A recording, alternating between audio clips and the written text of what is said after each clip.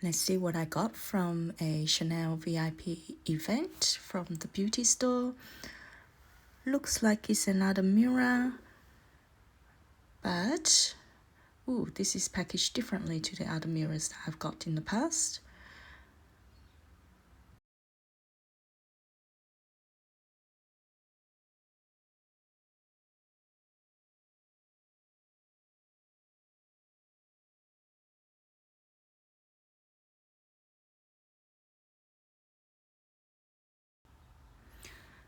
So it slides open sideways, and the material is a kind of a synthetic leather-like plastic.